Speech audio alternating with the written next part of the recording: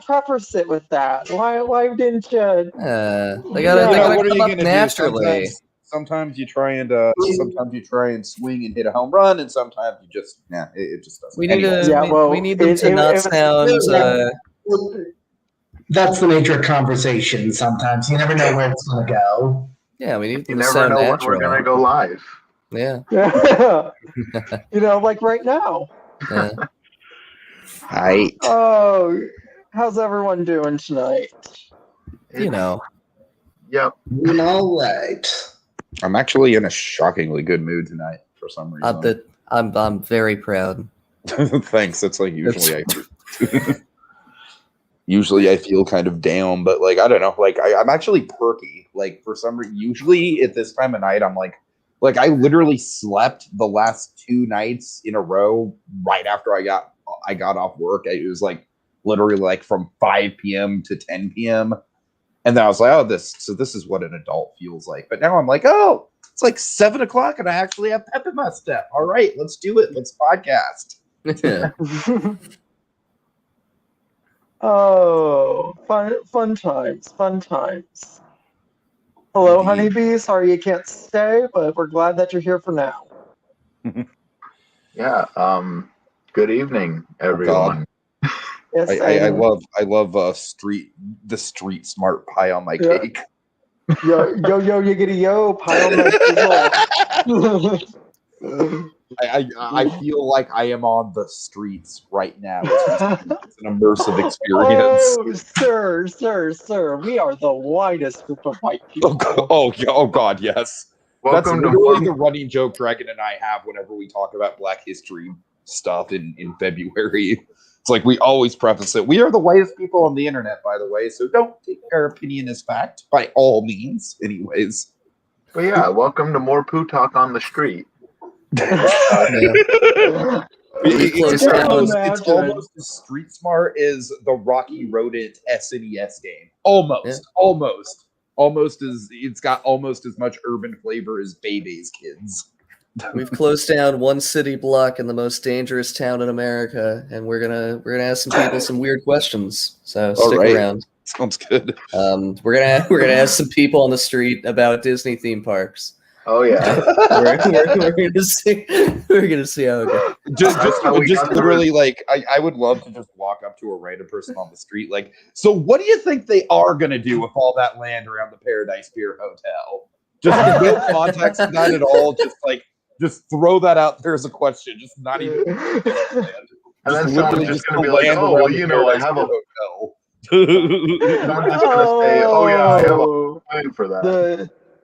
And we're gonna walk into clearly. We're gonna go into some bodegas and ask some questions about like how they think Epcot's shaping up right now. Can I say one thing about Sesame Street?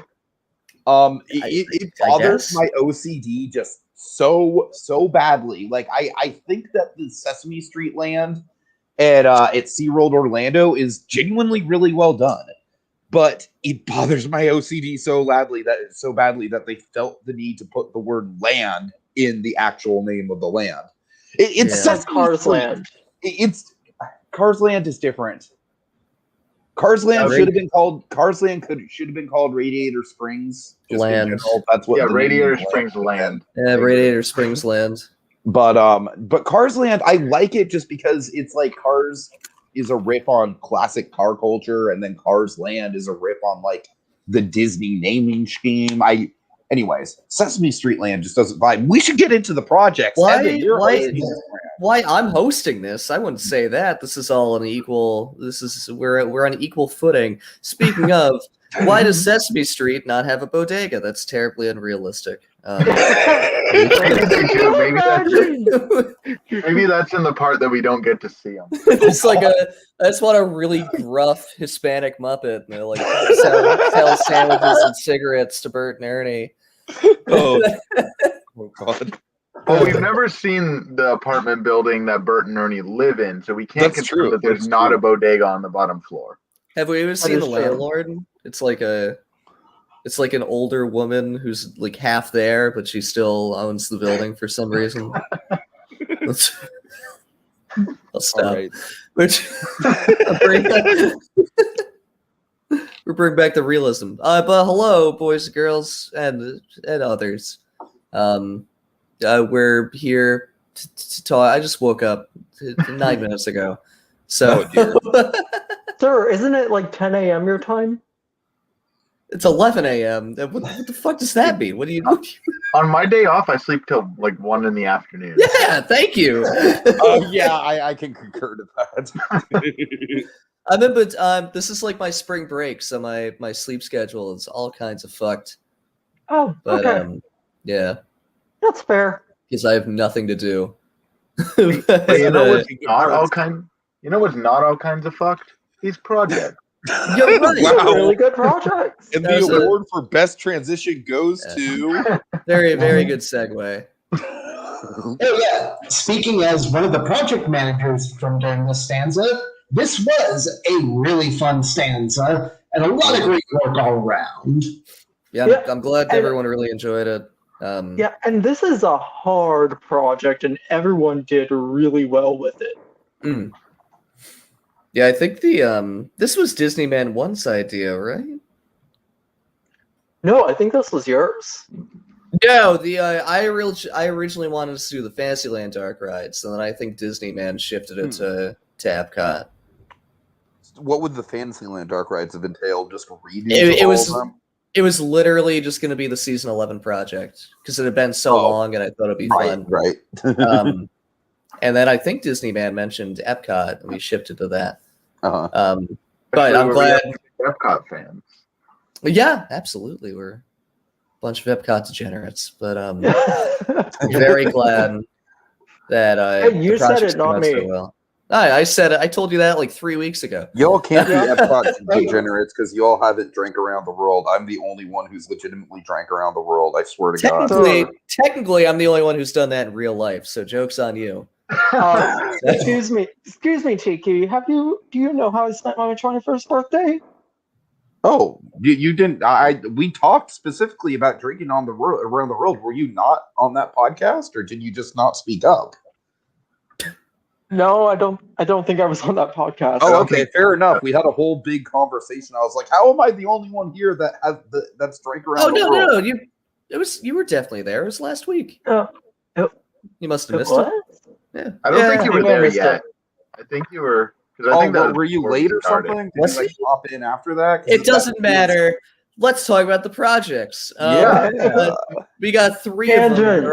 They're all beautiful, beautiful pavilions. Right. We're gonna start with Team Reality because I'm gonna bounce after we talk about Team Reality. You gotta turn your camera on to do it. Oh, I will. No, I mean to bounce. I want to see you bounce. That's what I came here for. By the way, I just want one more side thing before we get into things because you will see me bounce when I do it. I will turn on my camera, but I've discovered what my fashion sense is, guys. I finally discovered it. I finally have words for it. Yeah. Okay, my fashion sense is 90s tourist dad. Oh, do you say you wear a fanny pack and sandals everywhere? No, but I wear almost entirely like stupid pop culture and theme park related shirts. Are they cargo shorts or are they plaid shorts? As someone who has seen Tiki in person, I can confirm that they are cargo shorts. Do you, Alex? Do you tuck your t-shirt into your belted shorts? No, I don't. That would complete the It's just the shirts I wear, guys. All right. I don't put that much thought into my pants. I just wear jeans. That's all I wear. I think it's time to put some thoughts into your pants. Yeah, you gotta put some thoughts into your pants, Tiki. It's all I've worn are jeans since middle school. Leave me alone. All right. Anyway, because Tiki has to bounce. Oh God. I will come up with a Tiki top 10. I will come up with one before I leave. Oh no. Well, before we get to Tiki time, let's look at the project that's been sitting on the screen. Okay. Since Tiki has to bounce, we're going to talk about Team Reality first, and they did Beneath the Surface. I thought that was the name of the entire pavilion, right? Yep. Yes. Okay. Yep. So I was first of all, I just want to give props to my team. Like when I first saw that they were going above and beyond, I was like, oh boy, great. I'm saddled with the team that's just going like extra hard. And I'm literally like at work, we're in the middle of there's like a position that needs to be filled. So I have to do like double duty. So I'm like extra tired, as I mentioned, but I followed it anyways. And oh my God, you guys are on fire. And I am going to I'm going to make a bold statement right here. All right, you guys ready for me to drop a piping hot take that might just explode everyone in the comments right now? I don't like this wording, but yeah. Okay, Tegan, you are my winner pick. I think Tegan is the person to beat right now. Thankfully, this isn't So You Want to Be an Imagineer, so there's no real way for people to vote you out because, my God, I think Tegan is just a fantastic player. I believe this is their first time playing anything, right? Correct me if I'm wrong? Question mark? I thought I saw that she had been around like years ago. Okay. So I don't know. Yeah, the leadership that she showed in this was just off the charts. Just, oh my God, impeccable. She was just absolutely on fire. Yeah. Yeah. Let me just say a huge reason why I loved this so much was because Tegan was on it with every single aspect of this project and making sure that it was basically something she was proud of putting out with her name on it. But and by that same point, though, here's what I really liked about just not only with her, but just how the team vibed in general. And I mentioned this with my feedback. I really like that you guys took different elements of like ideas where like one of you threw out the fire pavilion, which I thought was really cool. It'd basically be like a theme park version of the Fire Nation. Or geology. And you really combined it into one thing. And honestly, I don't think stuff like that happens enough in these games where everyone has really good ideas and you guys find a way to like merge them all together. And I thought that was really inspired with how you did that. And yeah, with this, it just feels like the thing about this project to me is that it feels so much like classic Epcot that it honestly kind of fits like a glove. Evan, I'm curious. Evan, you're a diehard like old school Epcot fan, so how do you unfortunately. No, I agree. I think this. I think this pavilion as a whole was the most like classically Epcot. Though the other pavilions did have elements that were very, very fitting. Then yeah, I just really enjoyed it. Oh my God, can we just take a moment and just talk about that beautiful building? Oh yeah, the building's great. I mentioned it in my review, but I was worried that it was going to be too close to the land and imagination. But I kind of like that there's like this glass mountain range now in Future World West. It's a really cool visual. So it's a cool visual, and like they're all it brings a new cohesiveness to that area on top of them all being so unique. Yeah, it's all very consistent, which I really like. But Tiki, what were you asking? I already forgot because I'm an old man and I have a memory of a snail. It's okay. You're doing your best. I don't know why snails have bad memories. They're usually associated with being slow. I don't even know why I formed that word in my head. They're usually associated with their great memories. I can confirm that one. Snails will never forget. Or you they hold grudges. Do you have a snail story? Yeah, I can't tell if Fairground is being serious or not. They know how to hate. That was a joke. There's literally nothing going on in the snail's head. Well, there you go. That fits my point. I feel vindicated. That being said, snails are very delicious, and people should eat them more. Yes. I don't know how good their memory is. I just know that they're not very intelligent. I know how good their meat is. Damn it. It's not bad. Oh yeah, some good garlic. No, but just soak them in some garlic butter for a while. Yeah. Welcome to the escargot fan club, everybody. Yeah, welcome. More escargot talk. Anyway, I am very, very glad that you guys did not do the elements because I thought that would have been a terrible idea for Epcot. I am very glad you guys didn't do what was it, Dreams? Yeah. That's too similar to Imagination. That would have been very derivative of Imagination. Yeah. The one idea that did get thrown out, and Pi, I'm glad you're in the comments for this one because I was watching, buddy. I really liked Pi's idea of the game pavilion, and I'm kind of sad it didn't go anywhere. But I think it would have been too early for it since they were starting in 82, 83. Well, yeah, but I mean, I don't know. You know what? Maybe I'm just kind of like, maybe I've got some nostalgia goggles on for when they did the oh god, somebody did like a board game land, right? Like last season. Yeah. For the IOA expansion. Yeah. Well, Tiki, what you don't remember is that video games weren't actually, or games in general, entertainment was not invented until 1986. That's true. So Children just threw rocks at each other sort of the NES came out. That can't be right. No, that's true. There's just a whole, and the pavilion would just be an empty atrium where they do like that. They do that. I'm sure there were 70s arcade games. You guys are bold. Well, there were arcade games, but at the time, the only home console was the Atari because the NES didn't. Okay, well, there's more than enough material to mine from Atari. Are you kidding me? More than Atari is iconic. It's not going to look good though when the pixels are like a foot wide. I do something with Atari. You could. With those IPs alone, Atari has a ton of classic IP. Anyway, there's my top 10. There's my top 10. Okay. One thing that I'm very surprised that you guys didn't mention because you're on like the cusp of it, but no one actually mentioned it was chemistry.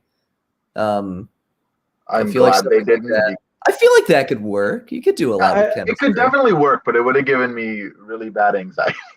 That's fair. Chemistry is the bane of my existence, personally. Yeah. Every chemist is on my hit list. Oh boy, is chemistry a bad thing?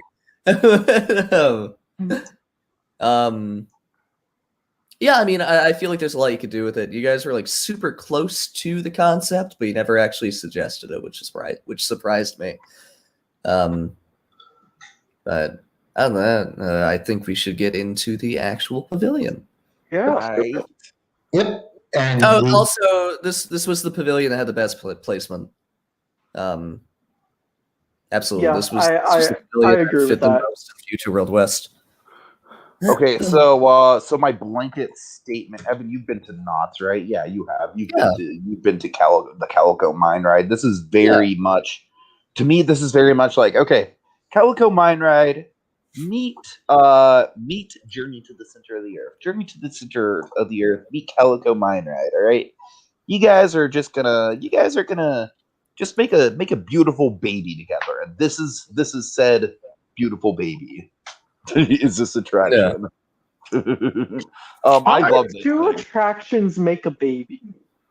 I don't know. That's for more Pooh Talk after dark. Yeah, that's for Don't worry about that now. We'll get demonetized. Oh God. You're not monetized in the first place. There's always time to start. If we get 20 subscribers, we'll tell you where a theme park attraction is coming. Oh God. Subscribe to More Pooh Talk to learn about attraction breeding. They're an endangered species nowadays, original attractions. Yeah, you're right. We need a breeding program. Anyway, thoughts about the actual ride? I just think it was paced like perfectly well. I thought it had a great mix of like edutainment qualities while still being like really immersive. Yeah. It's sorry. Fun. It's the.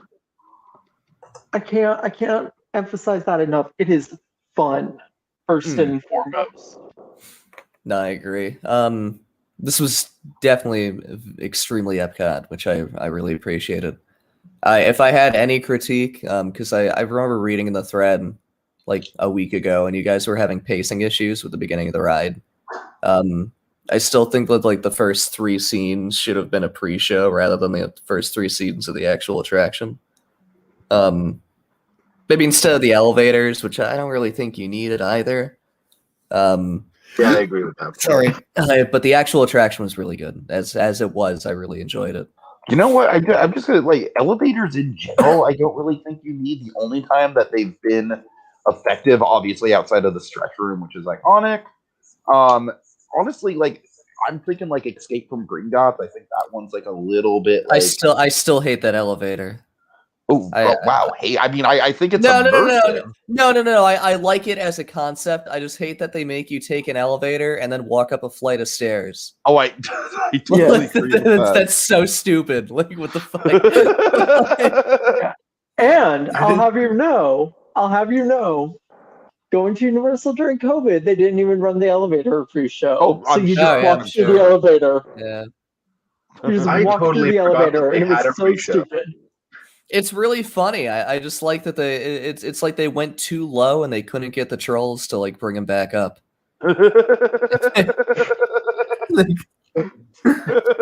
It's so dumb.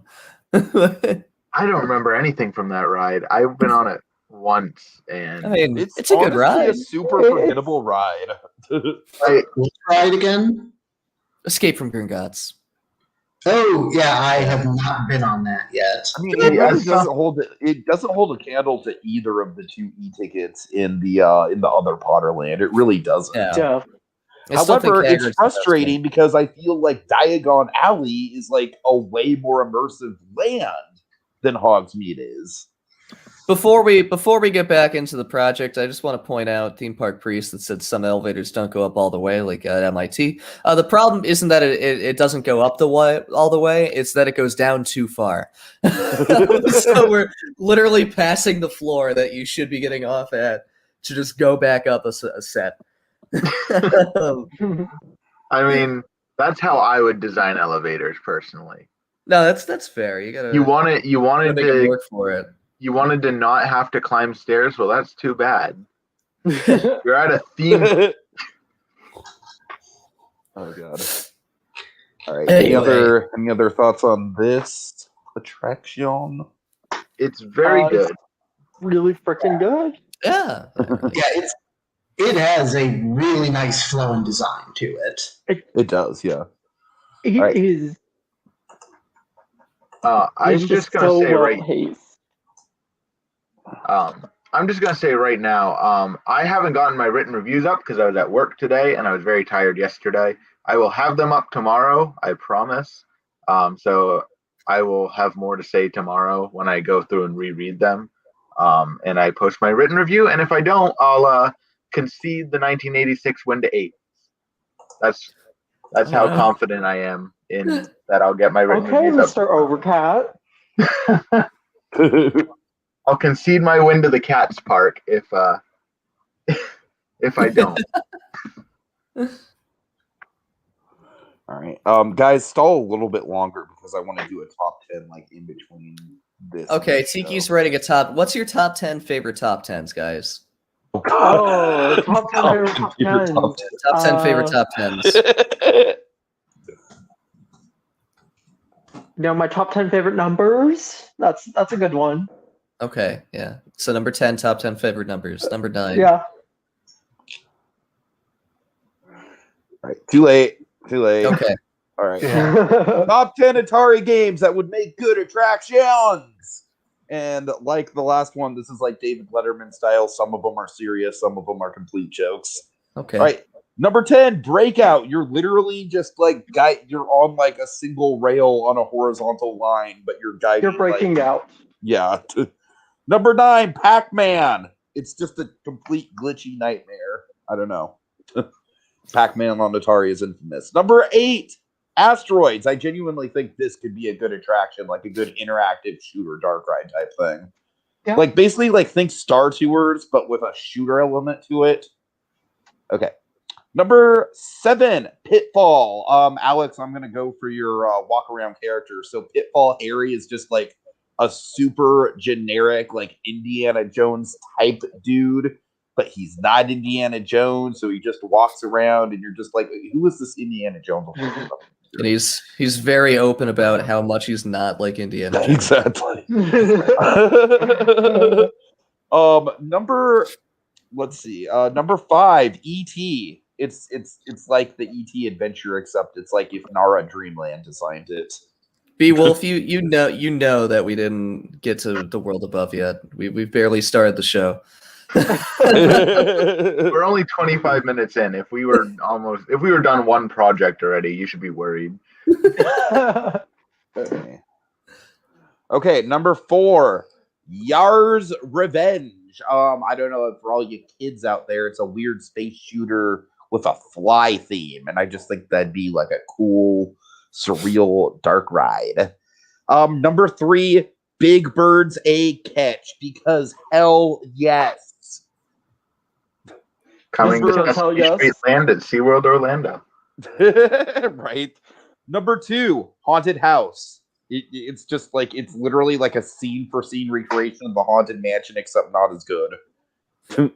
And Big number Crush 1, drum roll, please. Drum roll. Can someone do a drum roll? Golf! Is it just golf? Oh my god. It's just golf. The fact that the ET Atari game was not brought up as an attraction. I brought up agree. the Atari game. Did you? That's a- I'm still doing Right. homework, so I totally missed it. Yeah, I brought up that ET would be. It'd be like I literally said it'd be like if it'd be like a beat by beat recreation of the ET adventure, except if Nara Dreamland designed it. Aha. Yeah, Number I 1 heard was that. Smallfoot. All right. I love you all, but we really have to get onto this project. Oh We yeah. have Oh yeah, for sure. We have a lot Okay. to talk about. How our world formed. This was super good. Super good. Yeah, I think this like walked the line really well of being an animatronic show while not being redundant. With it being so close to the land. I would die for Rocky. Yeah, it's a good boy. Every time I think of Rocky Road, and I just think of that Super Nintendo mascot game. I'm sorry. I grew up with that thing. You're doing your best. I just, he looks so huggable. I want to squish him. Oh yeah, I just like Evan said. I just think this blurs the edutainment line incredibly well. Mm. And that's honestly something that I don't think either Symbiosis or Circle of Life did. Because No, I think Symbiosis was just too dry, and Circle of Life is and too Circle of Life was too like IP. he had a weird tone shift. Yeah. But Which is this is why I like loved perfectly it. like And meeting both were in the middle. extremely preachy. Oh yeah. Yes. Oh yeah. Also, I will never get over the fact that in Future World East you had a movie that was basically all about protecting planet Earth, and then in the West you had I Love Fossil Fuels the ride. Oh my god.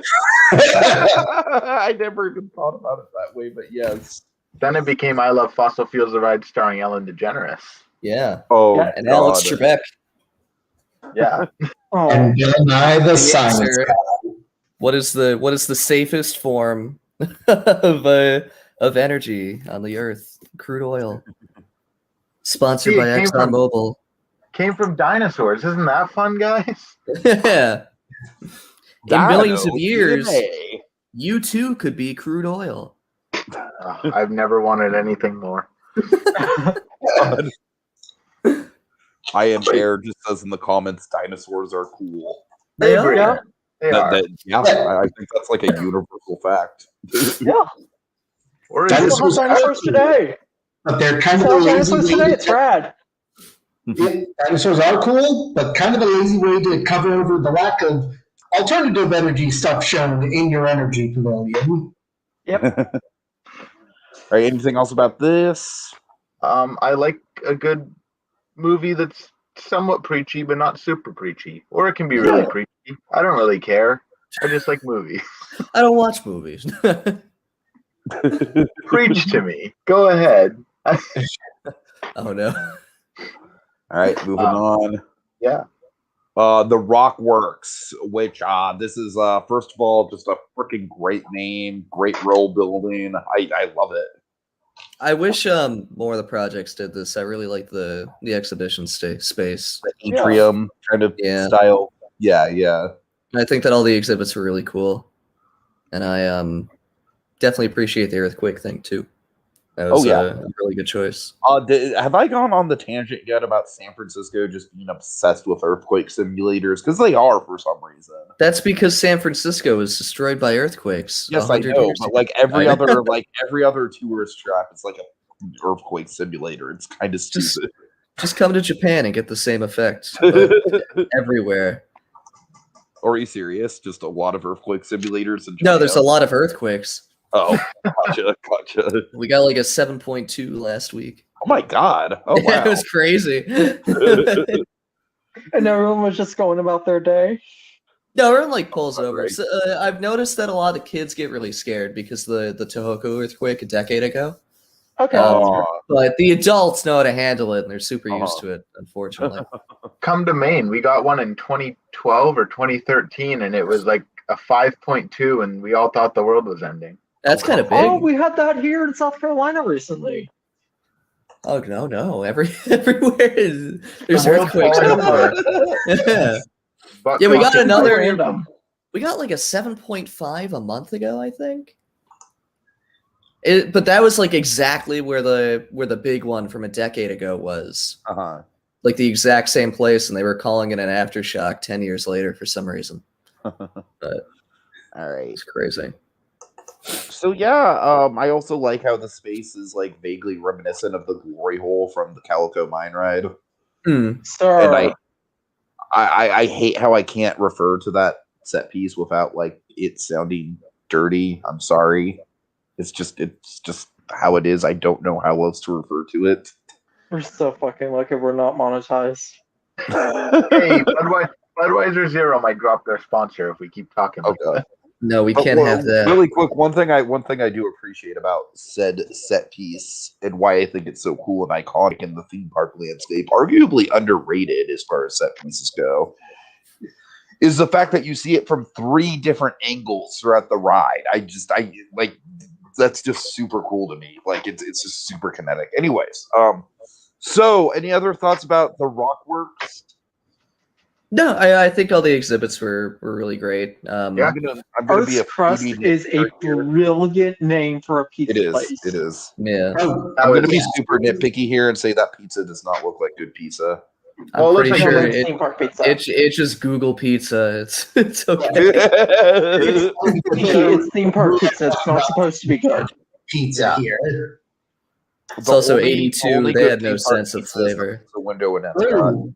Yeah, good point. Yeah, we're not just talking about regular theme park pizza. This is 1980s theme park pizza. Oh God! Oh, that's a real. It's just this cardboard with ketchup on it. It's weird that like theme park foodie culture has become such a big thing. That's because theme park people need something else to do. So it just kind of devolved. I mean, I will admit that whole culture has gotten me to spend a lot more money in theme parks than I used to when I was a kid. Yep. See? So it worked. All right. 1998. I would like to point out how amazing these maps are. Everyone, maps. I just think everyone did really good maps. Art is fantastic. Yes, this is a great logo. Absolutely. I mean, this like I actually, guys, did you know I was actually alive in 1988? Oh my God! Oh, not only was I alive, but I was like, I have like right. Tiki, what? Oh, you said 19.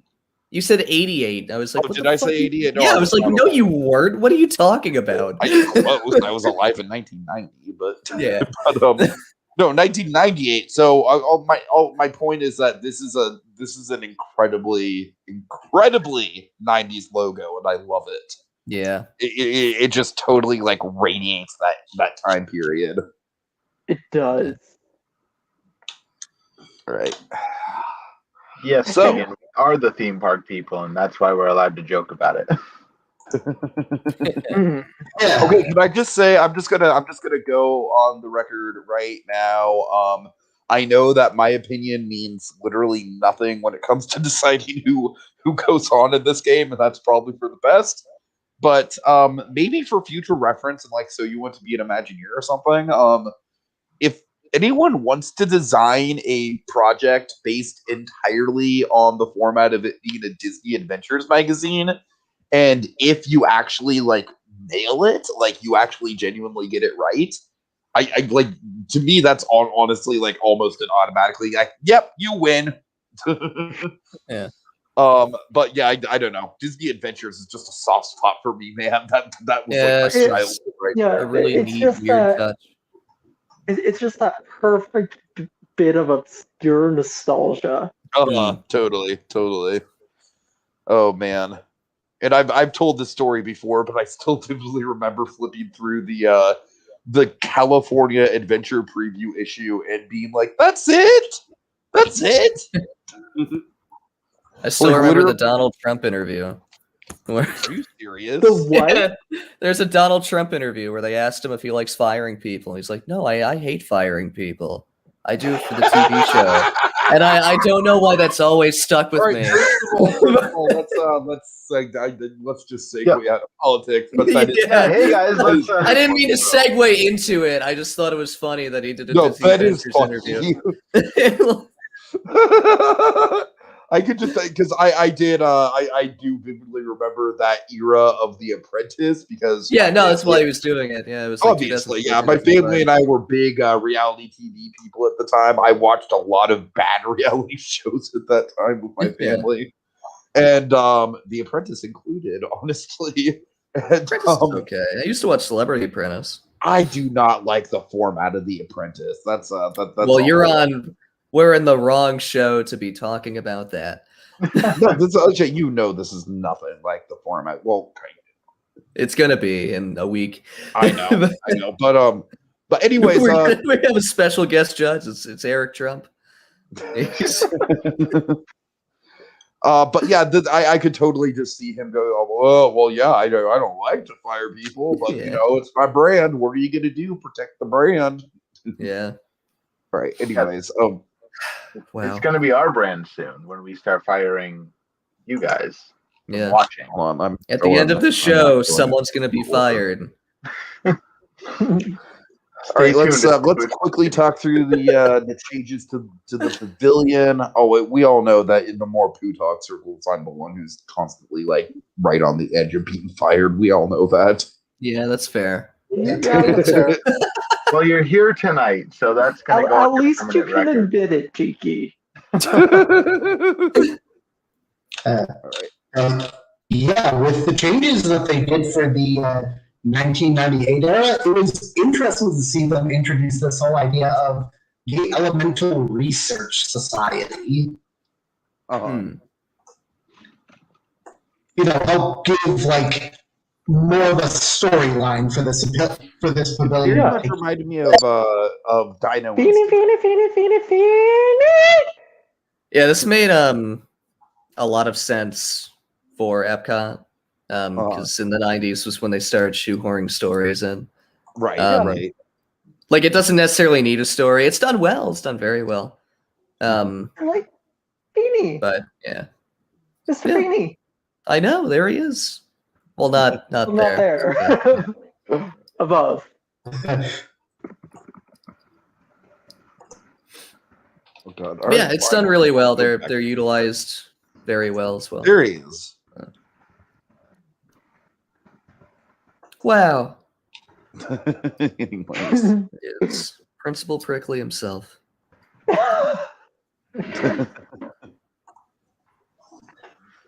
All right. Yeah, like I said, it's very Dino Institute-esque, and I kind of love the Dino Institute world building. Dino Institute's amazing. And Evan, you've actually you've very much championed Dino Institute, and honestly, I watched a video essay on it recently, and I've got to say, it's obviously not the most immersive land in Animal Kingdom, but it's from a story. No, it's not. But that's why I'm trying to fix it in my brainstorming thread. Keep Diggs County weird. Check it out once I begin updating it again. Yes, From and a storytelling perspective, though, I mean, I just think the placemaking works so well. Where it's like you've got that stupid like, like the employees have like run the carnival, and then you've got like the Dino Labs off of the like it placemaking wise, geographically, it feels so right. Anyways, It does. okay, so I can totally picture how the world, how our world formed, just kind of being taken over by the mascot and not be really edutainment focused anymore. That's a very realistic addition. And hey, it's the 90s, so we're caring a little bit more about our food, just a little bit, just a little bit, tiny bit. Okay, Tegan, I'm gonna just bring attention to that right quick. Dino Land's great. We all love it, but please take that back. Well, to be fair, Percheron didn't know that there were rides in Animal Kingdom for like a decade. Wait, there's rides in Animal Kingdom? You mean the safari, right? Yeah. No, honestly, like I really like Dino Land as well. I don't know if it's my favorite, but I think if they could like bring that story out a little bit more and flesh it out a little bit, especially now that Primeval World's closed, I think people would finally start appreciating it. Dinosaur is my absolute favorite ride in Disney World, and it's always, really, yeah, it's not the best ride, but I just love the quotability of it. It's fair. It's quotable. It is terrifying. I made myself a definitely not our Dino t-shirt. Yeah, sorry.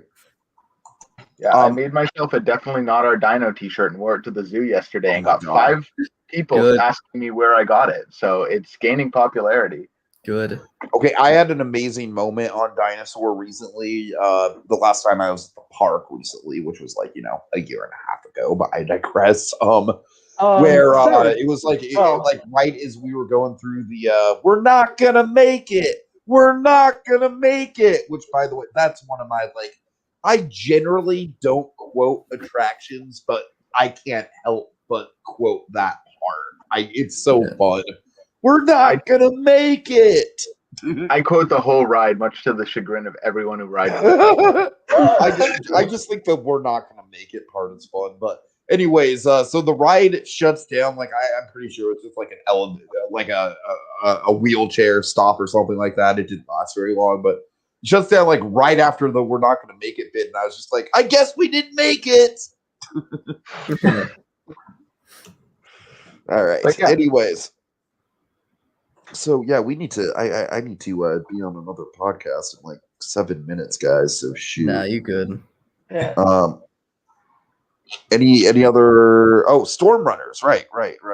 Yeah. Or Storm Rescue. I'm sorry. Honestly, guys, this might be the last. Someone should probably, because I don't want to just like rush through the rest of this. So someone should probably get a screen share ready. Because this will probably be the last thing I talk about, and then I'm probably going to bounce. But Storm Rescue, I really, really dig it as a concept for a coaster. I think it's great. My only problem with it is that it feels just a tiny bit derivative of Storm Chasers at Tokyo. But you know what? I feel like Weather is a pretty that's oh my god, is that the Bad Robot? Yeah. Oh, that's great. I'm sorry. I got totally distracted there. Bad Robot. But Weather is a pretty universal theme, so I think it worked. What I like about this is that it feels very paced in terms of like, because as a coaster enthusiast, it feels very similar to how Rock and Roller Coaster's paced. And so I like that it's almost kind of like how Indiana Jones and Dinosaur have identical tracks but feel way different from one another. Obviously, this isn't like a beat-by-beat clone of Rock and Roller Coaster, but I still think it's pretty similar, and I like that you kind of take like very familiar concepts like that and kind of twist them up a little bit. Yeah. All right, guys, I think I am going to get going. Does someone else have a screen share they can pull up? I've got it. Thank Cool. you. Okay. But I am going to.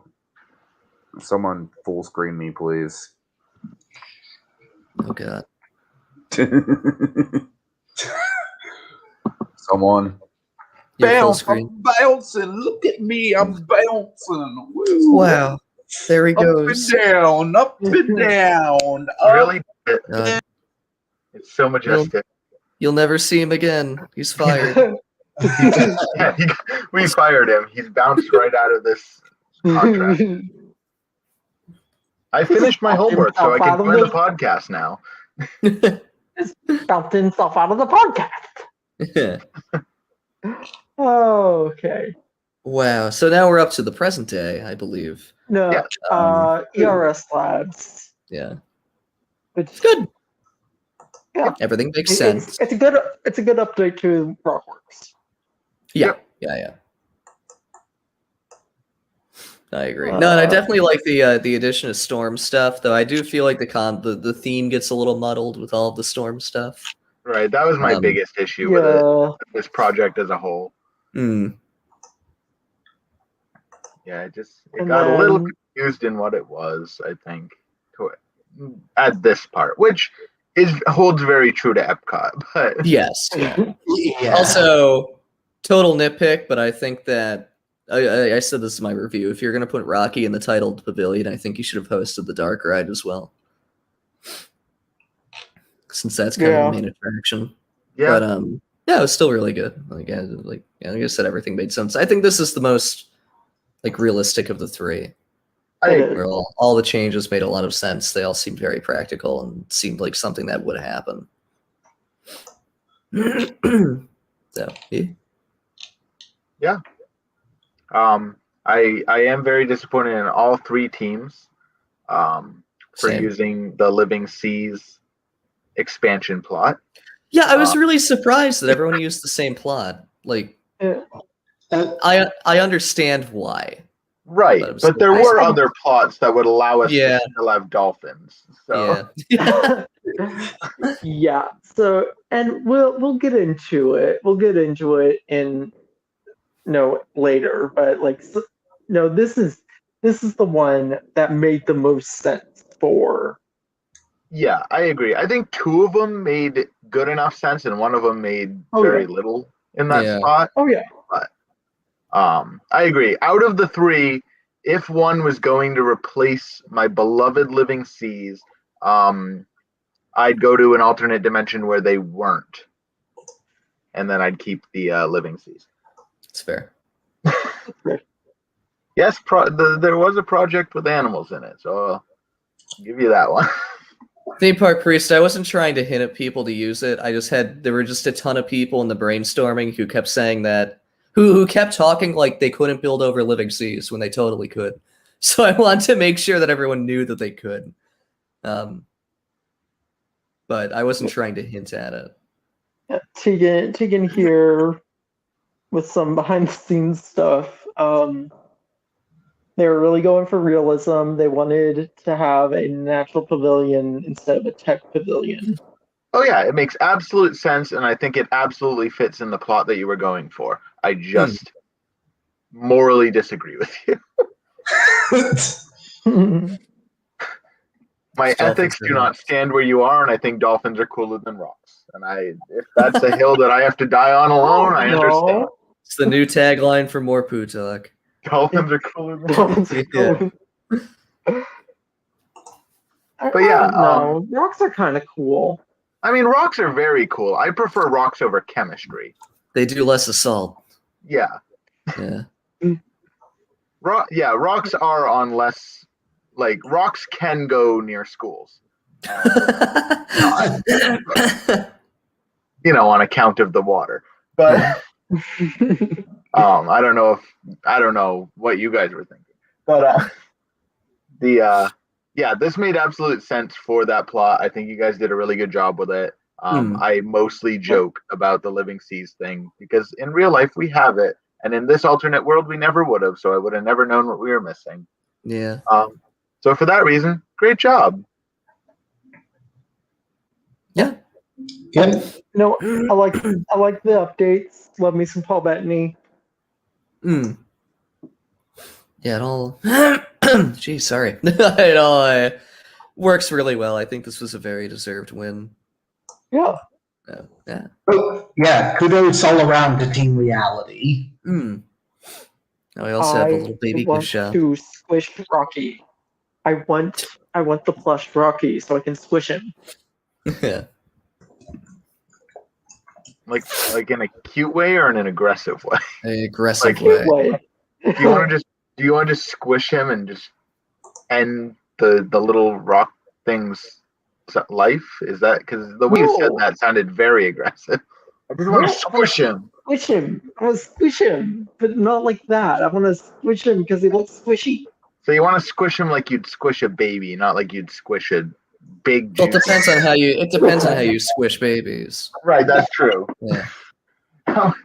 I don't know how y'all squish your babies, but when I squish babies, it happens about twice a week.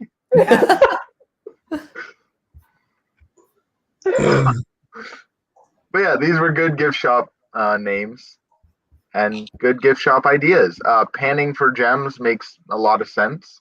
And is something that's at every other theme park, so why not put it in Epcot too? Exactly. Absolutely. Oh. And then we got our trash cans. Yeah, not just one, not just two, but 3 trash cans. 3 trash cans. We They're all stand. beautiful. It's phenomenal. You know, on More Pooh Talk, we judge you based on the trash cans exclusively. Nothing else matters. And we do have a bit of a final moment here.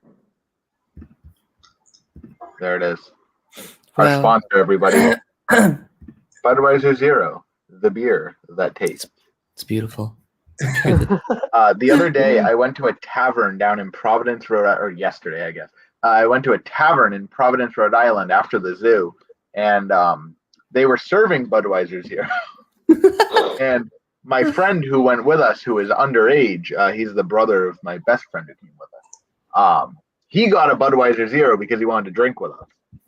And he said it tasted like absolute piss. So I'm sure. he did it, guys.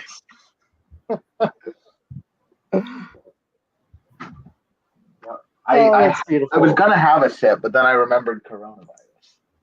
That's fair. But Yeah, you really don't want to do this, Rona. yeah, not really. Not right now. If we were talking like a year ago when it started and I needed a break from work, but not now. Not now. Now we're too into it. It's too scary now.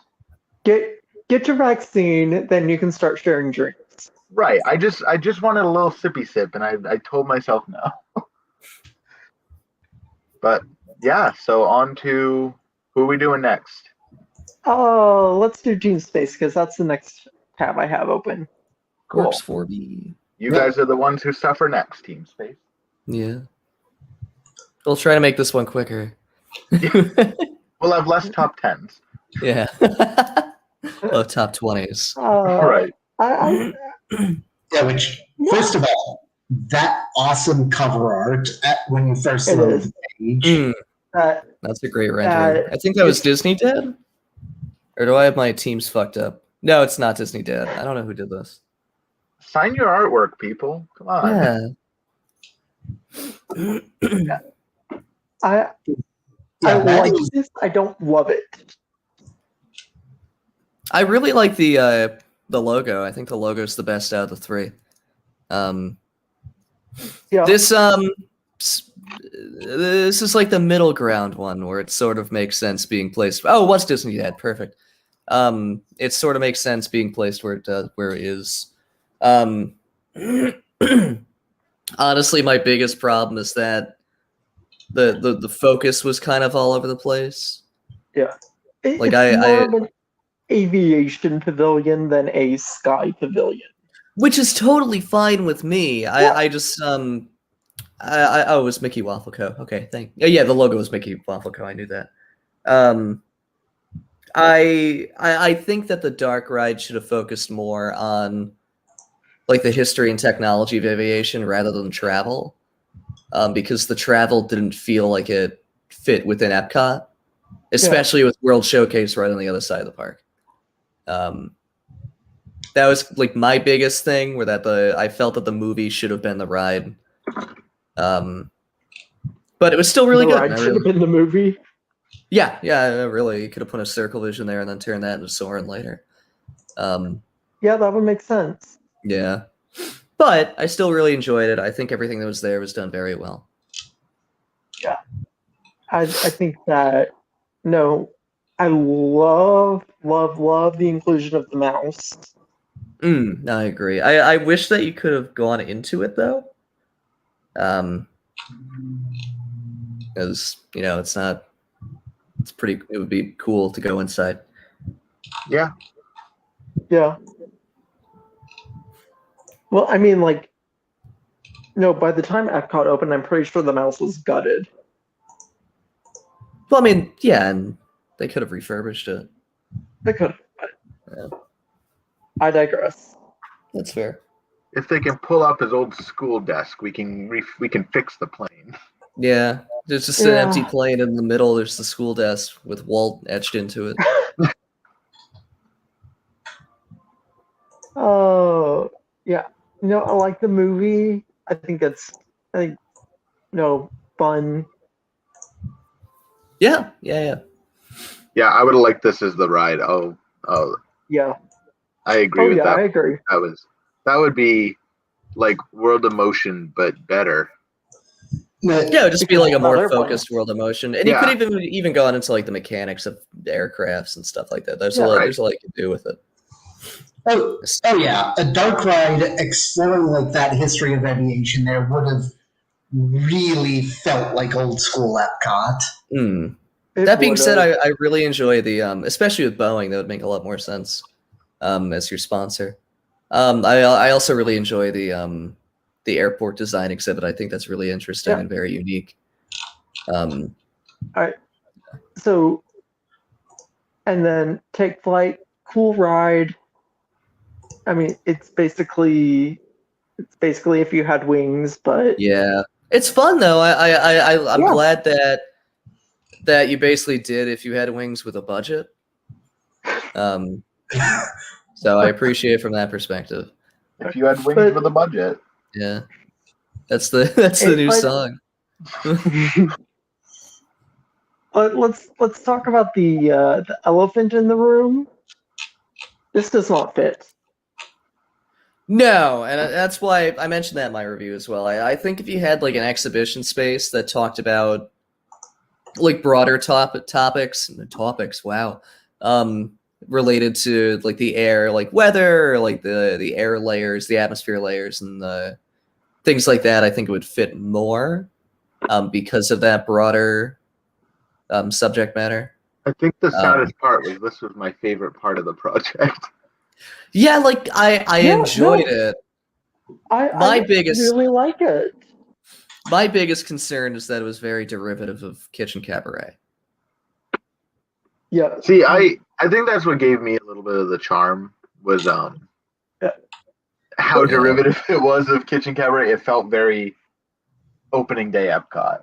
Yeah, but they're right next door to each other. My thing with it is that if Universal can do the same attraction over and over and over with just a different theme, we can have two Kitchen Cabarets. I don't know about that. Also, to speak to T Cool's, T Cool's comment about Kitchen Cabaret, I feel like that had more to do with the land than this does to do with your pavilion, because food and most of the pavilion is based around that. But yeah, it literally is a banner. It's not a huge deal. Yeah, my thing is, one, it is very derivative of Kitchen Cabaret, and two, the rest of the pavilion is all about aviation, and then you have this random weather show. Yeah. I mean, I still like it, but also, again, Tiki Room, Country Bears, and Mickey Mouse Review, I feel like they're distinctly different, where this follows the same structure of Kitchen Cabaret as well. Yeah. So they're very close. One way it could have been done is if they, because like airplanes obviously need to know the weather in order to predict it, and a lot of them have like weather. Airports have like, or used to have like the areas to like detect the weather when that wasn't easy to do. So that would have been a neat way to do it, to like have another little offshoot thing and tie it more into planes. Yeah. Like, we need to know the weather for the plane and then make that the storyline. I think that could have tied in a little better. Yeah. And then like all the things come out and sing their song about how I'm the weather and I'm gonna eat the plane or whatever storms do. I don't know. I'm not a meteorologist. Ruin your day. I'm gonna eat the plane. Ruined your plane, cancel your flight. It's just the Epcot Vor show. Again, if you they did it in, was that Universal or was that Fox? Which one did the Vor? Oh, I don't remember. One of the projects did the Vor. We're bringing I it. know. I think it was. It had to have been Fox. Put some Vor into your Frontierland. I dare you. Oh no! If you haven't decided on your theme yet. Vor. But in the frontier. It's like aside from that, the show is really great. I really enjoy it. It's just a little too derivative. Beowulf, is that what I said? Fucking is that what dare! I said? I did not say that. We asked for Mickey Mouse 4. Yeah, I was just about to say the Donner Party. No. Yeah. No, we did not ask for Mickey Mouse 4. We asked for Muscly Mickey Mouse. Vor. And Donner Party. It wasn't Vor. No, but that's what I'm asking for in the context of this conversation. Oh. Give us Frontierland Vor. That's all we're asking. Frontierland Vor. Yeah, look up Cowboy Vor. Do not at do your that. own risk. We do not claim any liability for anything that you see. Did Body Wars have Vor? Because you didn't go in through the mouth, did you? I mean, similar concept to are somehow ingesting a human. That's or a cool. lot of humans. Yeah. Okay, we're gonna move on to Taste-Mafear. Speaking of Vor, here's the restaurant. Here's putting things in your mouth. This time is things that are supposed to be in your mouth. I really like the idea of the Taste-Mafear being the sixth layer of the atmosphere. I just picture like an ozone layer of like food. Well, the Taste-Mafear is the ozone that goes over Flavortown. Specifically. They have their own. It's brilliant. They have their own atmosphere. It's the Taste-Mafear. I mean, a Wedgesphere salad. I love that name. Yeah. Yeah. I know. I like how lasagna made an appearance. The 5-layer chocolate cake being a 5-sphere chocolate cake. I think that was just a fun little. I think that was just a fun little bit. Yeah. I don't think they know how spheres work, though. That is clearly a triangular. It's 5 balls of cake on top of each other. Now you're speaking my language. I mean, like Disney could be ahead of the curve with cake balls. Cake balls. Yeah, yeah, you're right. Those became a thing that were popular in like the 2010s. So like, They're still popular. Yeah. Are they? Yeah. I don't eat sweets, so it's. I think Starbucks still sells them. I know I've seen them around here. My mom makes them a lot. Ooh. Yeah. But okay. Cool. The Aviator's Lounge. Yep, which solid idea for a restaurant here. Yeah, absolutely. I really enjoy like that sort of golden age of aviation atmosphere. Oh yeah, it gives real Pan Am vibes. Yeah, I really like the aesthetic of the entire pavilion. Honestly, very well. Yeah. Well, that's because we're all from the generation that apparently is creating airport was it? It was airport culture, and apparently that's a new thing that millennials and Gen Z are going and hanging out at airports instead of malls. That's what I do. Yeah, I used to go to What? airports for coffee, and I used to just smoke cigarettes in the food court. Yep, that's what I was just reading an article. It's really easy. You get a super cheap ticket to get through security, and then I just hang out there for a few hours. They're usually super chill. Huh. Yeah. That's actually kind of a neat idea. That's really weird. That's weird, but I kind of love it. I don't know how I feel about it, honestly. It's super Gen Z. I guess.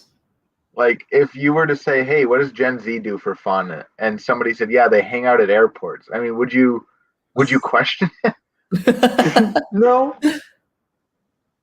Also, no. Sharon and Susan, I really want to see that Pan Am Hotel. It looks amazing. And I need to go. It's in New York City. Go there. I think it's, yeah.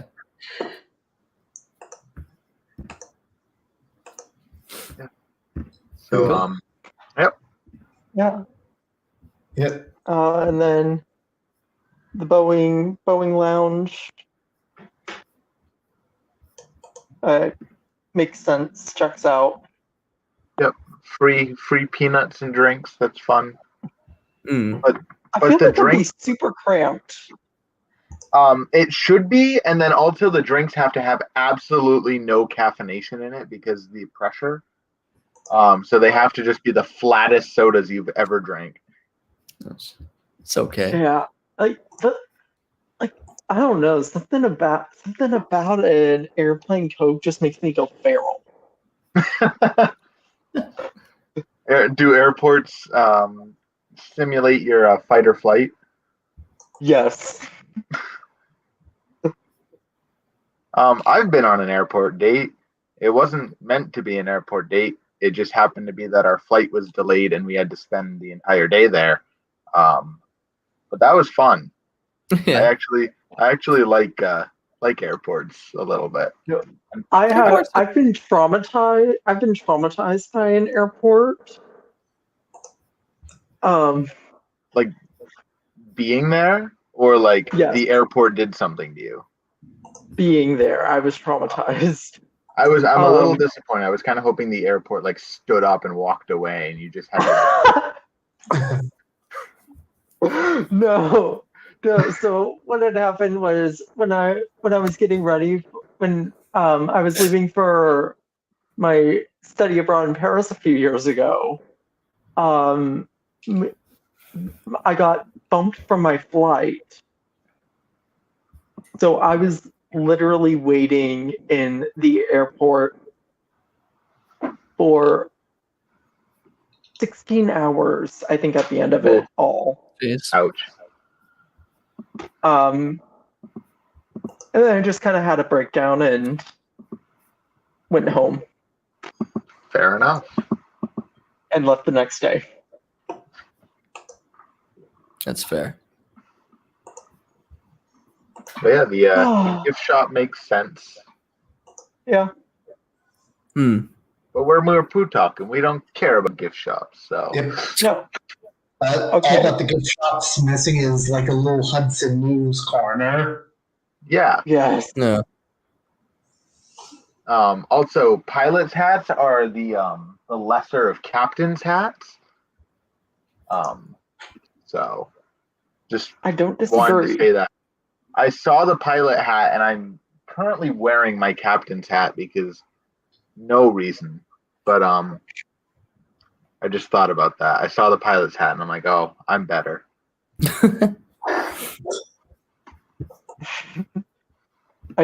Tegan, let me tell you, at least there's stuff to do at LAX. I was in Charleston Airport. The only things in Charleston Airport are a Burger King and an overpriced coffee shop. Well, you can try everything on the Burger King menu Yeah. and then feel really bad about yourself for the rest of your life. Nice trip with the 90s updates. Nice choice of Ludwig von Drake for the Sky Was the Limit. Yeah. Dashby, every time you open your fun. mouth, you say something that just fascinates me. You open your mouth and you say words, and the words make absolute sense, but you say them in a way that just fascinates me. I don't know whether or not to take that as a compliment. However you'd like. It's meant to be a compliment, but if you don't want it to be, I'm not going to force it on you. Alrighty then. Yeah, this is a consensual compliment. The consensual compliment. Ugh. I love it. But yeah, this was fun. This made sense.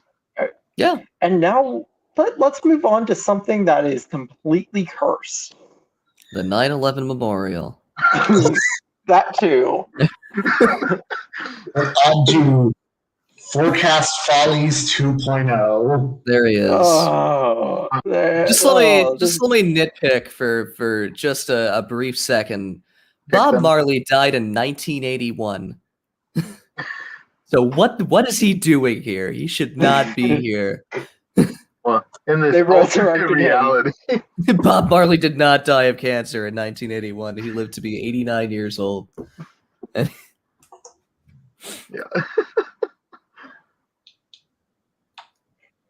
Yeah. Oh, this is just cursed. If Disney had never built the Living Seas, Bob Marley would still be here. Yeah, no, this definitely captures like the worst impulses of the Eisner era. Yeah. I think the worst part's the nose. Yeah.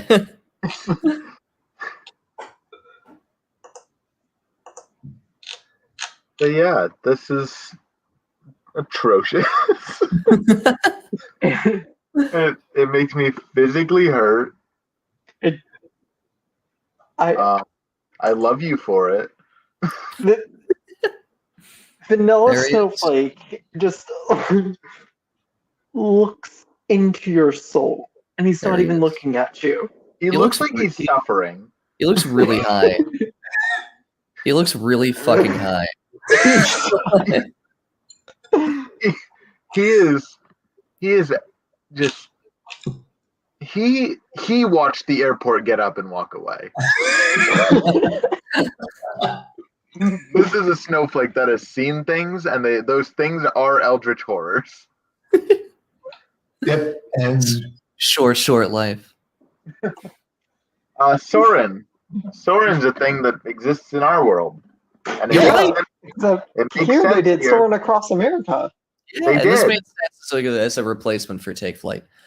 Yep. Yeah. yeah, and I mean this is a natural fit for the Pavilion. And I imagine it wouldn't have a leaning tower of Eiffel on it. It might. Well, no, they're doing Soaring Over the World later. Yeah, Yeah. but this version doesn't. No, unless it goes to Vegas, which I don't think it does. Yeah, we don't like our curved Eiffel towers. We don't. Or- I prefer my Yeah. Eiffel Tower. It's perfectly straight. Yeah. Yeah, I prefer Placid my Eiffel tower. Tower. Erect. I'm glad you took it from me because I was gonna say it and I was totally expecting just an awkward silence after. No, this is More Pooh Talk. You do you. This is the only show where all the hosts are chaos neutral. Yeah. Speaking of chaotic neutral, we're still accepting players for Dungeons and Disney if you'd like to join. Yeah. We have a Because to full my knowledge, open we haven't roster. had any Yeah, we have a full open roster. other than me, because I made a character and I'm in love with him already. Right, and I mean, Mickey Fan and I can just play it by ourselves, but it would be fun to have That would be fun. It's just the two of you. And I'm the would be dungeon fun. master, so it would Yeah. literally be just me telling Alex what to do. It's perfect. All right, you go here. What do you do? But yeah, and now on to The even worse part. Because planes is a thing. It is. Yeah. It was a mistake in reality, and it's a mistake here. Yeah. You guys should feel bad. You should look at yourselves in the mirror and ask yourself, should we have included planes? Yeah. And then if that answer is yes, pat yourself on the back. Please because you're eliminate braver than I yourself am. right now. Yeah, I need you to drop out of this competition. If you can look yourself in the mirror and say, Stop that. No.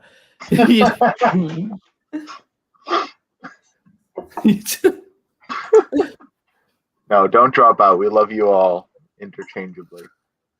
That wasn't the. That was we not the love word I was only one looking at a time. One at a time, but it's One at a- always. And the It's all- person we who get decided through to all of put you. planes is not number one right now. All right, and now we move on to the 2020s. Yeah. And we get the Rocketeer as our big new IP. Which I is think that's a great. great choice. That Love. movie's phenomenal. Yeah. It is one of my Interchangeably favorite is cult the- classics. Interchangeably is the new tagline for More Pooh Talk. Yeah, we love you all interchangeably. Uh, But yeah, the Rocketeer is great. Yeah, I really enjoy Yeah. it. Fun ride. Love the use of the Kuka arm. oh yeah, Kuka Arm is a great ride system to use for the Rocketeer. Yeah, I still wish they used the ride system from the proposed Space Pavilion, though. So I feel that would have worked really well, too. There's concept art of it's like a coaster, I think, maybe? Yeah, Where it's like a jetpack and it's like one person per vehicle. yeah, those look fun. Yeah. But the Kuka's great. I'm glad that people are working with it more. Yeah. It's just one that really makes sense. Yeah, absolutely. Also, that Sir animatronic's really disturbing. It is. All destroyed. Well, I mean, to be fair, he came from a disturbing attraction, so Yes. I love that they named the projector Bertha. Yeah. It looks like a Bertha. It does. When I worked at a movie theater, we had one of the old film projectors that we'd use very, very rarely, and we named ours Gertrude, so it gives me similar vibes. Good. I'm just glad that Epcot finally has Nazis. That's what. Yeah, that's what they were missing. Yeah. Epcot has it all. Nazis. They have dinosaurs, they have plants, and now they have Nazis. Finally. The trifecta, the big Yeah, three. they've really rounded out Future World West. We got the three. We got the three elements. Dinosaur, Yeah. plant, Nazi. Imagination, the land, and Nazis.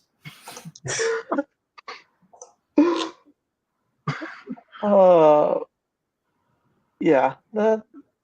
Moving on. Now this fun attraction, fun ride system. Yeah. It's a real fun time. I really enjoyed it. I think this was a great way to end your pavilion. Yeah. Yeah, just really solid. And I'm gonna be honest, this was an extremely close second. I wouldn't say that, but you do. I You actually do you. put it as my first. So we were all This was a very difficult round to judge for sure. Yeah. It was. I think everyone did. We all disagreed. None of the three of us had. I think we all have different rankings. Yeah. Yeah. Oh, But Nobody Two of should us. feel bad. You guys all made us. no, you should feel bad. Yeah, you should. Yeah. For putting planes. speaking of, let's move on to our final. Speaking of feeling bad, on to team time and our work. Yeah, I think you guys are fucking ridiculous putting this in third place. I don't have an excuse. I disagree. Okay. Yeah, I disagree as well. Nice save. I no, I mean it was fine, but I just I like the concept. I like what they did. My thing is this pavilion would get outdated so fast. Yeah. I mean, I don't necessarily like. I get it, but I think that's an easy workaround. Like honestly, for me, I thought it was not the most. I thought it was one of the most thematically consistent of the three, and it really stuck to its concept very well throughout each iteration. Yeah, The placement's an issue, but I think the dark ride's great. I think the exhibit space is great. The dark ride really reminds me of like some of those old British dark rides from the 80s. And I just think it's done really well. But I do not think that it should have been third place. well, we disagree. No, I mean, that's fair. And we don't have to share why. I'm not here to fight you. also, is it just me, or does the building look a little bit like Donald feet? Yeah, a little bit. Yeah.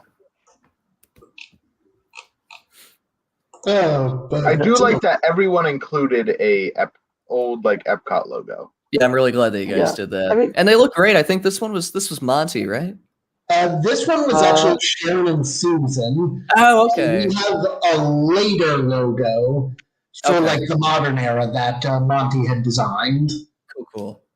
And when he threw out that idea, I proposed the idea of we use Sharon's design as sort of like our opening Epcot logo, and then when it undergoes that modern update, we use Monty's logo to be like the more sleeker, modified logo.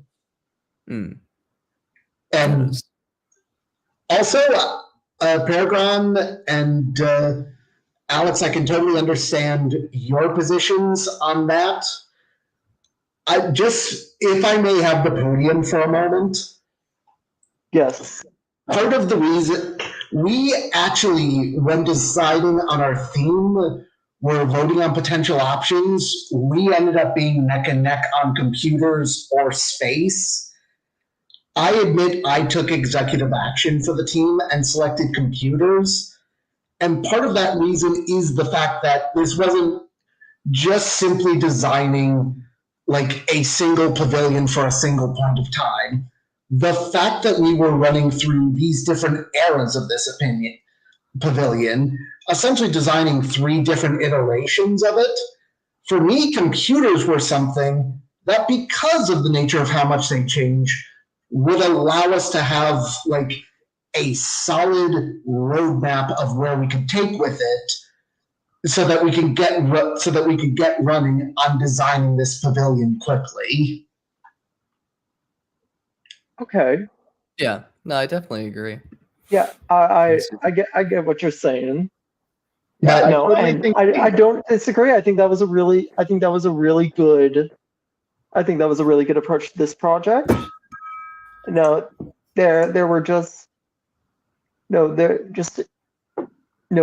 ultimately my nitpicks just added up too much. I totally get it. I just thought I'd take a quick moment to just get that out of the way so that then we can talk about the rest of the project. No. Thank you for explaining that approach, because I think that is a really cool approach. Thank you. And we start off here with the early Epcot Center era.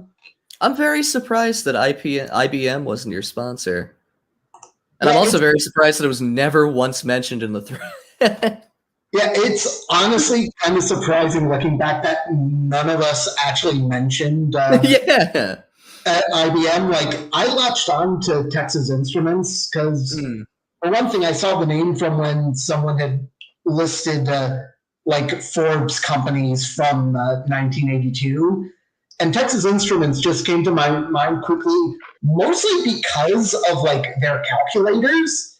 It's kind of a real nice benefit that it turns out they actually had major computer developments as well. Yeah. Oh yeah. I know you guys were talking about Apple for a while too, and that would have been interesting as well. Yeah, but so yeah, there's definitely much more of a focus on like when I did the general write up for like this Epcot era, for the Epcot Center era, I really put more of a thought process on computers of that time, how we saw them, and I tried to put more of a focus on the Pavilion's initial form as being more about what computers are and what they can do. So not just simply how we use them now, but much more that initial, this is what a computer is. And so, yeah, that leads us into the sort of big ride for the Pavilion in this early iteration, the computer. Which is a name. Yeah. I both hate and love that pun. Yeah, I was trying to like think of a name for this, and then it just smacked me in the face, and I was like, oh, I can't resist like letting that one just go. Yeah, I think it's done really well. I don't think you needed the setup with like the doctor and the digitizer, That just feels because so sorry. Epcot though, just like having the doctor. Oh, I don't agree. No, personally, no, because a lot of the old Epcot pavilions didn't really have a setup. fair enough. Like it was kind of a lobby that opened up into the world of the ride. I mean, it's still done very well, and I'm the total nitpick. But yeah, other than that, I really enjoyed the attraction. I thought it was really great. Also, who is that? Dash, who is that? I am trying to remember. I just tried to like find a picture for like. Okay, so yeah, apparently the guy was a computer scientist. Actually, but that's a picture of Leonard Adelman. Okay. I kind of found that one. Just learned that name right now because I had just been trying to find a picture of. I just searched Google for 1980s computer scientists. Yeah. Okay. I just tried to find like a picture that I could. And this attraction actually was kind of a neat challenge to work on, not just in terms of trying to make something that's educational and entertaining, but for me, it was also the challenge of figuring out, okay, how do I communicate as simply as possible how a computer works? And at least in my own research that I did for designing this attraction,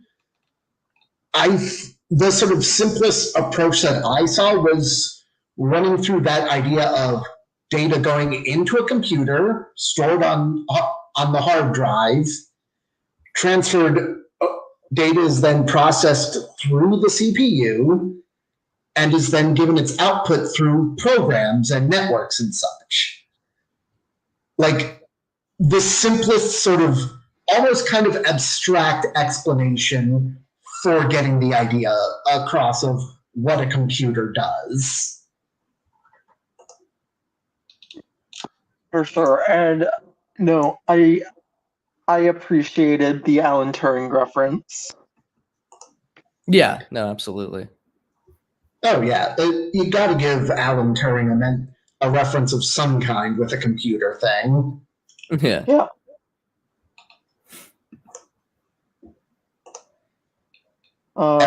And yeah, this is a really cool attraction. Yeah.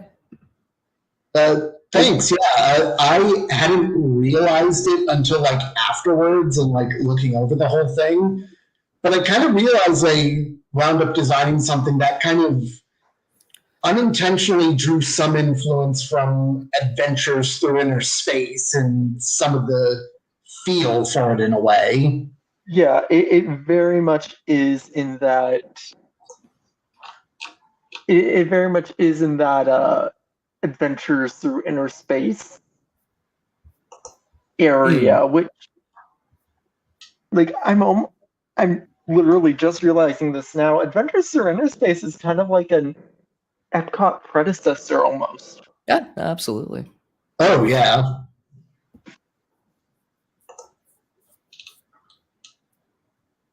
But yeah, this is just a really cool little really cool headliner attraction for this pavilion, and I don't think it would film well in any way, shape, or form, but in person it would be spectacular. Mm. Oh yeah, and so yeah, with the way how the pavilion's set up, the entrance to that attraction is the main entrance for the pavilion, and then either through the side entrance or as a post-ride experience, guests would get to check out the Cyber Showcase. Which, yeah, I will admit, some of the exhibits here are definitely stuff from Communicore. Yeah. Yeah. Yeah, but I mean, even in the intro that I had written for this project, I made the idea that, yeah, what would have been like the computer central area of Communicore became like a teaser area for the Imagination Pavilion. Mm. Okay. So yeah, just stuff that would have been in Communicore ended up here, along with some other stuff that I thought would be sort of fitting like interactive exhibits for the time, like even just the idea of like the mouse maze as a way to familiarize guests with how a mouse works and how they can move a mouse cursor. You don't think about this, but like, yeah, computers were a very new technology at this point. Yeah. And like, even something as simple as a mouse, people wouldn't know how to use it. Yeah, so I tried to go for something that would also be that for this exhibit, it's not just simple fun games, but a few things that would also help to teach the general public, help teach 1980s Joe Normal from Topeka, Kansas, how he can use a computer. Yeah. Yeah, it's cool. And So yeah. just Yep, and then we do have a sponsors lounge for courtesy for our Texas Instruments sponsor of the era. Mm. Which, yeah, Sharon and Susan came up with a kind of neat little presentation form for this little page. With a snippet of a long-lost internet forum. yeah, Snoop the toe. Yep.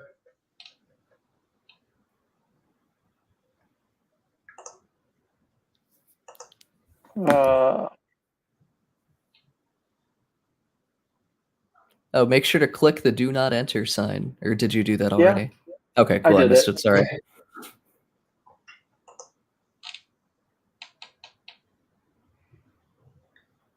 Yeah, this is a really cool presentation for this part. Absolutely. Oh yeah, another nice little thematic idea that they had. Mm. And so yeah, that Epcot Center era version, very much about sort of computing power in general, and then we move on to the Epcot era, taking us into the 90s when the Eisner changes hit.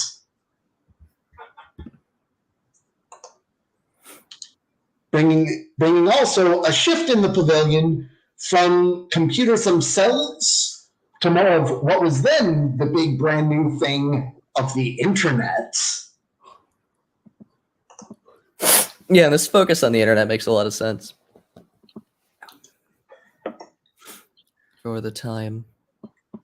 Oh yeah, complete with the idea of replacing the charming dark ride with a roller coaster. Mm. Yeah.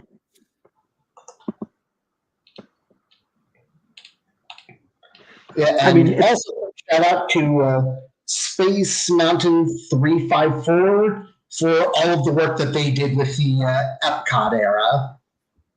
Yeah. No, I did really well. I actually really enjoyed the roller coaster. Yeah. Yeah. No, The Web Surfer is definitely a fun idea for an internet-inspired attraction. yeah. Surfing the web makes sense to do a roller coaster. Yeah. Yep, and also with this era, we've got the Cyber Showcase changing to the Navigator Lounge.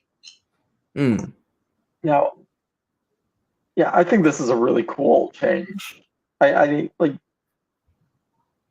just because just in terms of how it changes from Texas Instruments to AOL. Yeah. Yeah, no, it makes a lot of sense. Oh yeah, and even how like the nature of the exhibits wind up changing with the times and sponsors as well. Yeah, no, absolutely. I think you're the only pavilion that really addressed that. Past the initial sponsor. Oh no, I'm sorry. Team Reality did as well. So yeah, they had their sponsor changed a few times. Yep, and then they went from Reality went from Depeer to K to Pandora, right? Yeah. All right, that's what I thought. Yeah. But yeah, I thought it was kind of depressing how the AOL sponsorship ends and then this area just kind of goes into a bit of a tragic slump. I mean, makes sense for Epcot. Yeah, which that is what feels like would have happened. Yeah. It does. Yeah, just that state of where it's just Disney throwing in like game demos to try to give it something for that era. Yeah. Yep, and then we move on to the new Epcot, where we bring in the IP. Yeah, this was a supernatural choice. And Yeah. again, made a lot of sense. Yeah. I also like the lengths that you guys went to reference the original as well. I think that was a really cool detail. Yeah. Oh yeah, and you might hate me, but I actually like the new logo better than the first one. I think that one's better for modern Epcot, but the old one's better for the original Epcot. Yeah, this one just feels cleaner. Yeah, no, absolutely. Oh yeah, Monty's logo design definitely came out really well, but I still also really appreciate Sharon's logo design in terms of her major thing was trying to get like the design feel of a floppy disk for it. Okay, yeah. Yeah. Yeah, complete with a little like eye for information in the center of it. Yeah. But yeah, no, like Wreck-It Ralph, and specifically Ralph Breaks the Internet is a really natural choice for Disney IP to use for the modern era. No, absolutely. Oh yeah, for sure.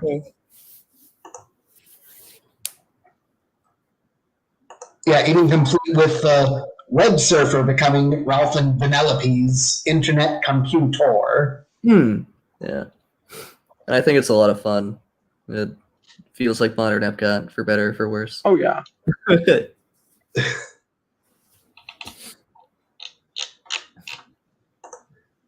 Oh yeah, and Dr. Turing comes back, which is nice. Absolutely. Like I said, I like how much it references the original. It makes it feel a little bit more realistic for me, which I think is cool.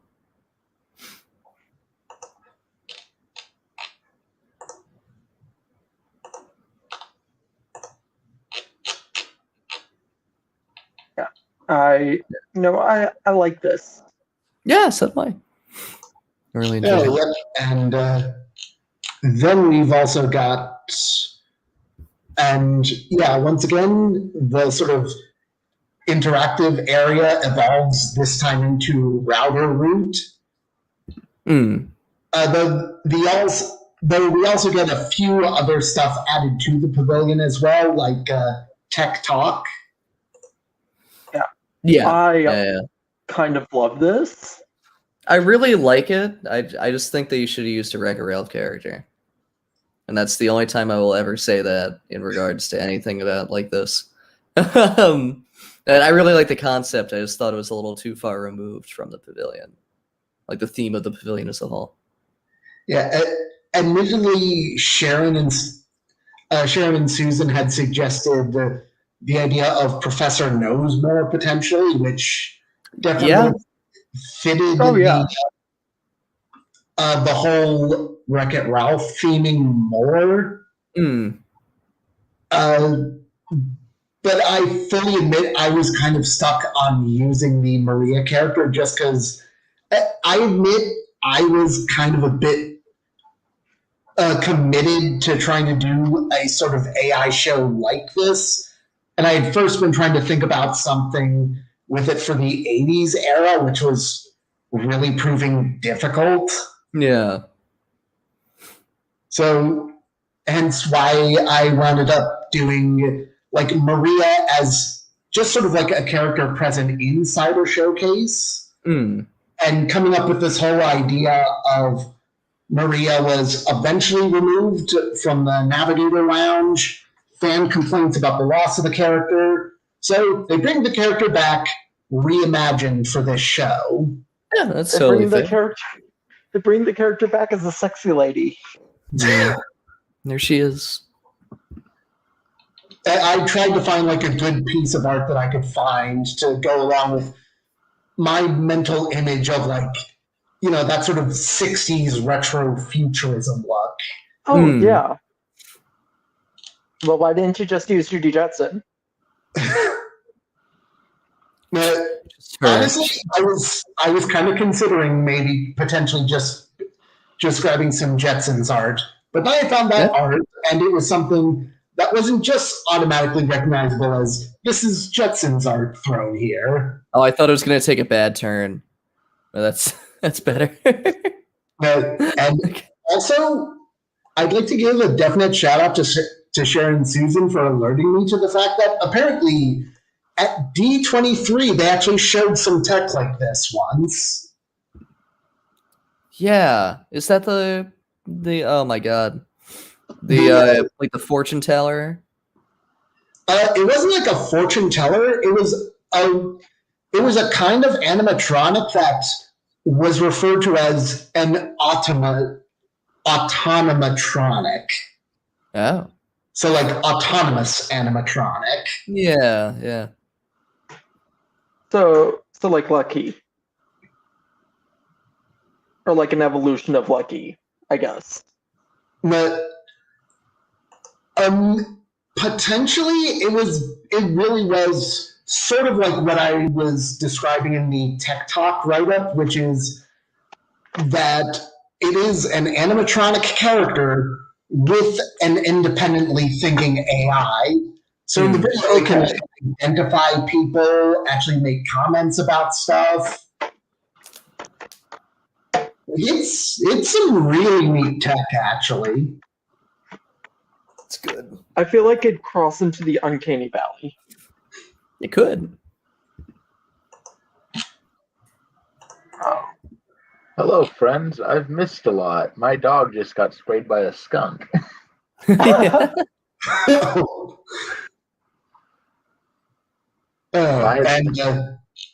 Yeah, we also get we also have the sponsor lounge. Because with the sponsors being gone now, the lounge gets changed into a cyber cafe. Mm. I mean, I'm not mad about it. I like it. Yeah, I mean, certainly would offer a really good view of Epcot from atop that tower. Oh, for sure.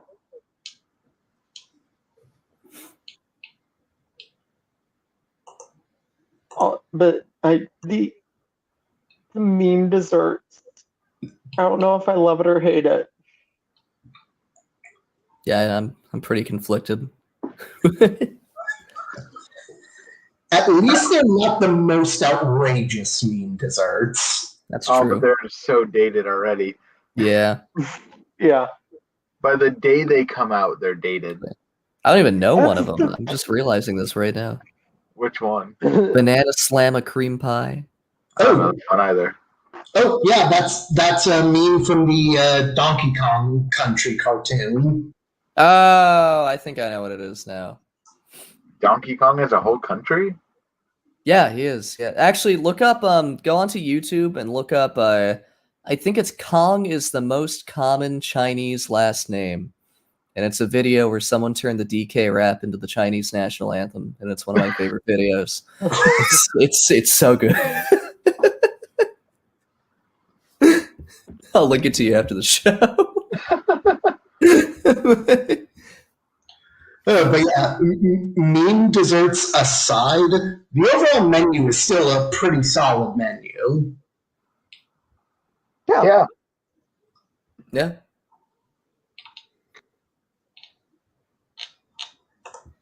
This is the second time we've seen lasagna on the menu in this project.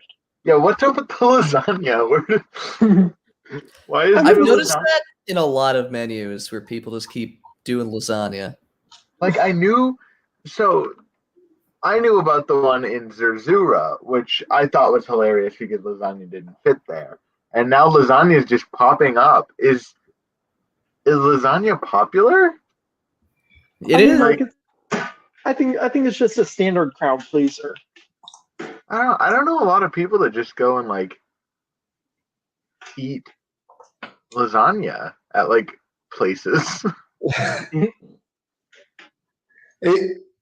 I mean, it's basically layered pasta. It's savory cake. I never thought of it that way, but yeah, it is. I kind of hate you right now. Good. I do too. I hate that I put that thought into the universe. I'm not the only one who's ever had it, I'm sure, but I'm the one who just made it public knowledge to all of us. But yeah, then Also, in addition, can we talk about how one of the drinks on the menu is just orange?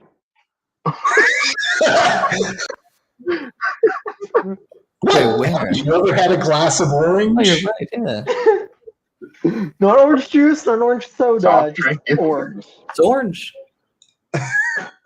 Budweiser Zero is an experience, not a soft drink. It's under its own experience section on the menu. Right. Would you like an experience? Yeah. But yeah, we've also got a store now in the Pavilion for the modern era with the router retail. I like the Checks out. design.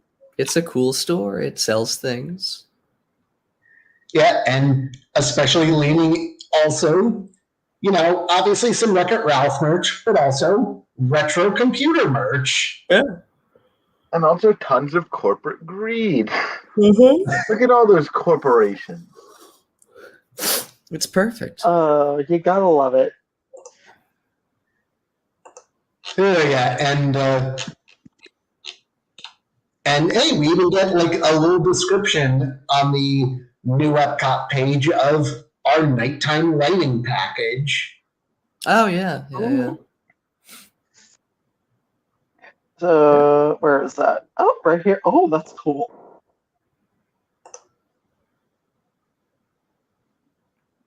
Yep,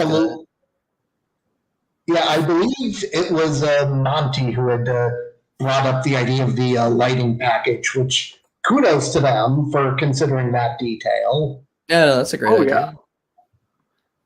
Yeah. It looks really cool. It's gonna blind a lot of planes. Yeah. Disney World's a no-flyover zone, asshole. Blast them out of This giant light. blast them out of the sky. Really, it can just be like a space laser, and we wouldn't even know. Yeah, nighttime hits and the rest of Orlando dims.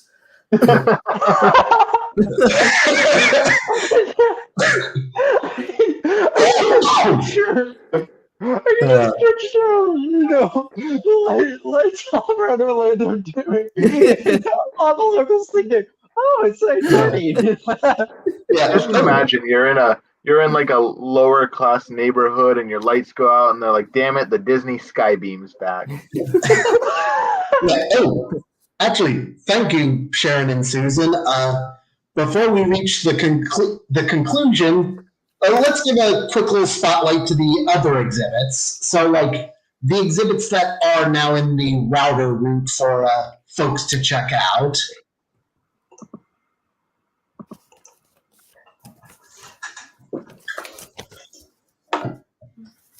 And yeah, some of these are sort of like new updates to some of the old stuff from back in the Cyber Showcase days. And we've also got some newer stuff to reflect like more current tech.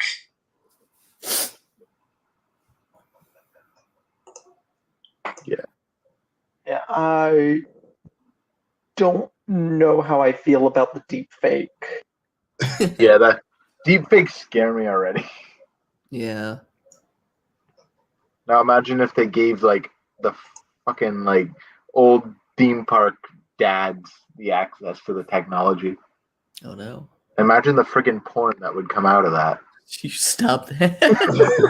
Okay, do not bring that cursed content into our sacred realm. Not in this episode. I'm just saying it's an inevitability.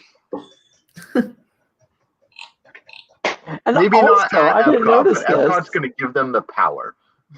I didn't notice this, but y'all put a little C representation in there. Oh yeah. Yeah, yep. Good thing Tiki left.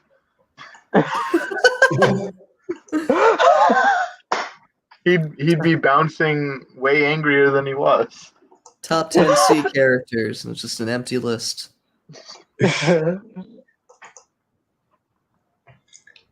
He'll come back and watch this, and then he'll be like, on the next podcast, he's going to actually do a top 10 C characters to prove that he doesn't hate C, and he just thinks it's over. Oh, tune in next week to find out. Yeah, that's our hook. What will Tiki's next top 10 be? We'll find Tune in out. next time on Tiki Time. Only on the 2-hour episode of More Pooh Talk. I love it. That's I mean, is it really an episode of More Pooh Talk if it doesn't hit over an hour? I mean, no. But I think this is our longest one. I think you're right. I believe it is. And Let's most of it has been tangents. But we're at the end. We did it. These projects were okay. Yeah. Mm-hmm. You guys did a great job. Everyone did this. Or if you did a I bad job, you all did an equally bad job. You know, Yeah. you're all on pretty even footing. You're on pretty thin ice. I'm telling you, or Frontierland or else. Yeah. But I mean, like when when I say that so much of this for me came down to nitpicks, I genuinely mean it. yeah, I think that's pretty true for all of us. Yeah, These It all- projects were very close. yeah. And one of the big things was, does it fit in the plot of land? Like, I think I probably would have bumped up the last project higher if it was on the other side of Future World. Yeah, I think there was some confusion with placement. Yeah, Because I don't think they knew that Future World had that theme before they brought in the neighborhoods. right. But yeah, shit happens. Yeah. Yep, it is what it is. I'm gonna miss my dolphins in all three of these alternate realities. It's okay. I have to You go can, to. you can go to SeaWorld. People get eaten at SeaWorld. You'll get to see that. That's true. Yeah, they put I'm that on sorry, the park. what? Map. Yeah, that's their tagline. Watch a People getting teenager. eaten. Yeah, watch a teenager get mauled. I don't actually Why? believe. Well, I mean, obviously it happened. I like SeaWorld, but this is not a statement against SeaWorld. Here at More Pooh Talk. Here at More Pooh Talk, we like SeaWorld, Yeah. Yeah. and we don't like Mickey Mouse porn. That's true. That's very true. That's for you, Beowulf. Yeah. Yeah, you can keep it to yourself forever. The And floor on never that. ever let it see the light of day. I want you to just bury it. Bury it, no, at least 50 feet underground. And then burn it. And then burn it, yes. Throw some dynamite in the hole for good measure. Yeah, we need people from the future to discover. 400 years from now, they're like, "Wow, a time capsule. I wonder what could be in here." And it's Beowulf Mickey Mouse porn. It's just Mickey Mouse 4. They're like, "What the fuck?" You know, that would be a really good time capsule. I might go bury one. Yeah. Hey, we don't know what's in the time capsule that Disneyland was supposed to open on their 65th anniversary. We don't That's know true. what's in. It could be Mickey Vor. Yeah, we don't know what's in the. We don't know what's in the Nickelodeon time capsule either. It also could be Schrodinger's, Mickey Vor. Schrodinger's time capsule. It could be Mickey Mouse porn, but it could not be Mickey Mouse porn. I mean, in the Nickelodeon one, it definitely is. Yeah, it's probably. Nickelodeon's like, that'll teach him. It's where John Kay hid his confessions. And on that note, thanks for tuning into this feature-length episode of More Pooh Talk. Yep. In the words of You guys have been a great audience. Good night, everybody. Goodbye. Good night, everybody.